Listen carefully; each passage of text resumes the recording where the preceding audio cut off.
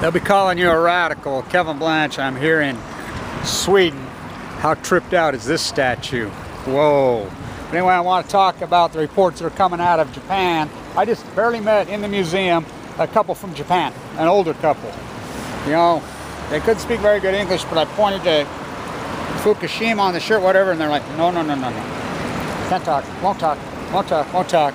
And these spew water out every so often. I was hoping to catch some spewing water, but good luck on that. Just for a few seconds. But wow. So I want to talk about this as far as Fukushima, Japan. They said they're going to allow 7,000 residents back in immediately, ASAP. I want people to very much understand what that's all about.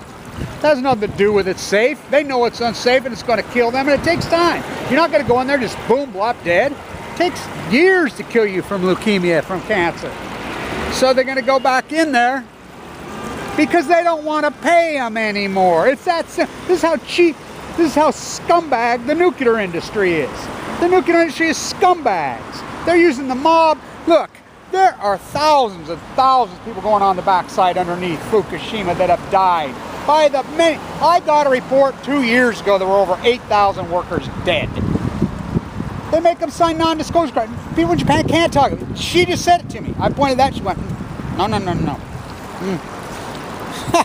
I mean, it's outrageous. You know, it's the United States. Come on, it's not Japan. It's the United States. You know, we divided up the world after that. Remember who Sweden fought with? Remember why Denmark and Norwegians love each other? Remember? You don't think that comes into play right here? Japan, Sweden, pretty tripped out. But look, they're scumbags. They're the biggest scum that ever walked. They're the biggest criminal enterprise that ever happened in the nuclear industry. They don't want to pay them. They put them in their little FEMA camps right next to where they're putting the waste. I've seen the photographs. Roadside picnic I met with in Austria, who's been inside there. You know, the ghost train goes back and forth 8 times. But the bottom line is they're on the back side. Oh, we caught it. Wow. I can't believe we got it. We got it. I've been waiting and waiting. I thought, no way we'll get it. I'm telling you, I got the angels watching over me. Wow. They're letting them back in. They only do that very, very rarely. I've been sitting here for a long time waiting. Wow. How exciting. But because they don't want to pay them. And they're paying them chump change anyway. This is the scum they are. And the suicide off the charts.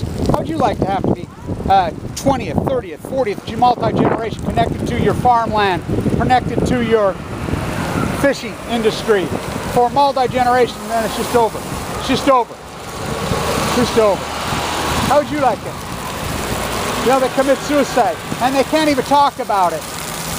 They'll jail them. I used to do a radio show inside Tokyo, Japan for a long time.